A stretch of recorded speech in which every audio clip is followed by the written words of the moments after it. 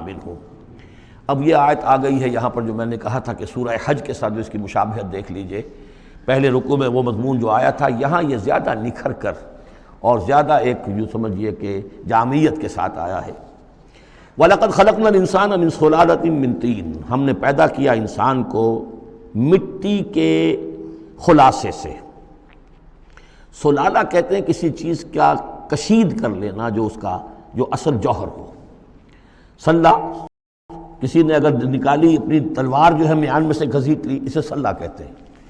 تو تلوار مسلول وہ ہے کہ جو تلوار ننگی ہے جو اپنے نیام سے باہر آ گئی ہے۔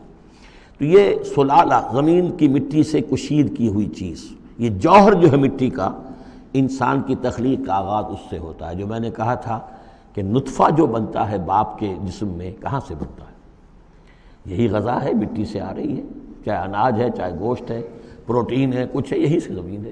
تو اسی سے تو نطفہ بنا تھا نا، جس سے کہ جا کر پھر وہ رحم مادر کے اندر جا کر وہ بیج کی طریقے پر ایک جگہ دفن ہو جائے گا۔ تو وہ کہاں سے آیا؟ من صلالۃ من طین۔ یا تو یوں کہیے کہ آدم کی تخلیق سے تذکرہ ہو رہا ہے، لیکن میرے نزدیک جو تعبیر میں کر رہا ہوں وہ زیادہ صحیح ہے کہ یہ ہر انسان کی تخلیق کا بھی آغاز جو ہو رہا ہے، اس نطفے کا بھی کہ جو اس کا نقطہ آغاز ہے، وہ بھی کہاں سے ہے؟ صلالۃ من طین۔ زمین اور گارے ہی اور مٹی ہی کے یہ جوہر ہیں جو کشید کر کے جسم میں گئے ہیں، اور اس سے باپ کے جسم میں وہ نطفہ جو ہے بنا ہے۔ ثم جعلناہ نطفۃ فی قرار مکین، پھر ہم نے اسے ایک بوند کی شکل میں ٹپکایا ایک ایسی جگہ پر جو بڑی مضبوط ہے، بڑی جمے ہوئے ٹھکانے میں۔ یوٹرس جو ہے، رحم جو ہے، یہ بہت مضبوط ایک آرگن ہے، اس کی دیوار جو ہے وہ بہت مضبوط ہے۔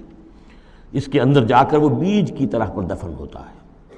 فرٹیلائزڈ اووم جو ہے وہ سب سے پہلے جا کر اس کے اندر دفن ہو جاتا ہے، اس کی دیوار کے اندر ایمبیڈڈ، جیسے کہ بیج زمین کے اندر جاتا ہے اور وہ زمین کے اندر چھپ جاتا ہے۔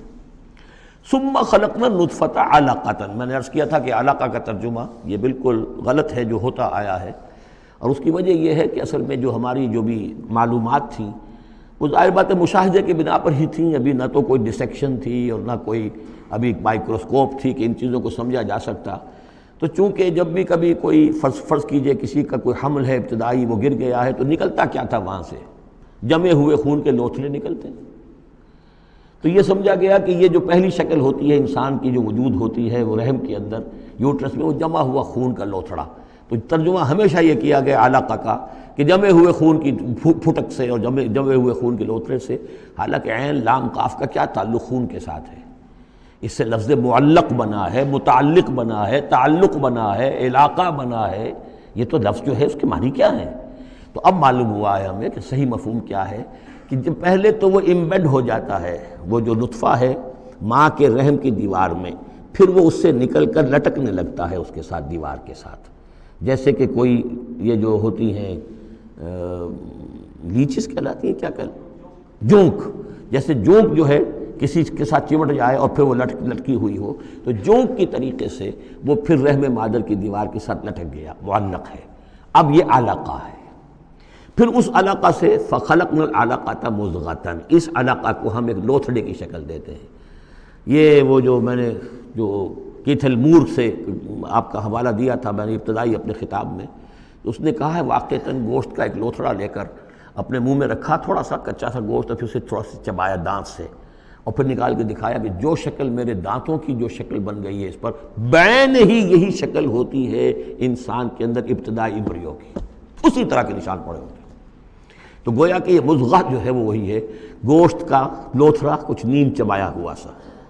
فخلقنا المضغۃ عظاما، پھر ہم اسی مضغے کے اندر ہڈیاں بنا دیتے ہیں۔ فکسونا العظام لحما، اور پھر ہڈیوں کو ہم گوشت چڑھا دیتے ہیں۔ ثم انشأناہ خلقا آخر، پھر ہم اسے اٹھاتے ہیں ایک دوسرے ہی اٹھان پر۔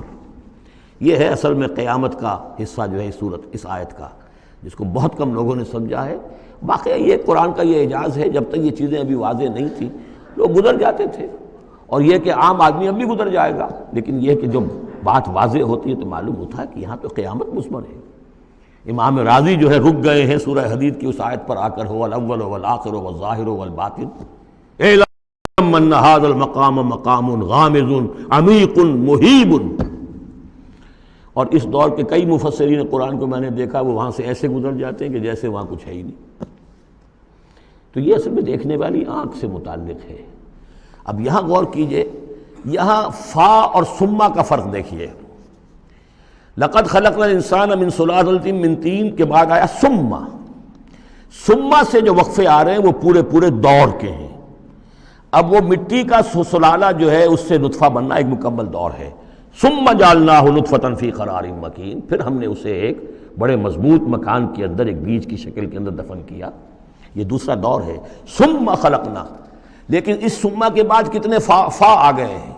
ثم خلقنا النطفۃ علقۃ فخلقنا العلقۃ مضغۃ فخلقنا المضغۃ عظاما فکسونا العظام لحما، 4 فا آ گئے۔ پھر آیا ثم انشأناہ خلقا آخر، ایک بالکل نیا مرحلہ ہے یہ۔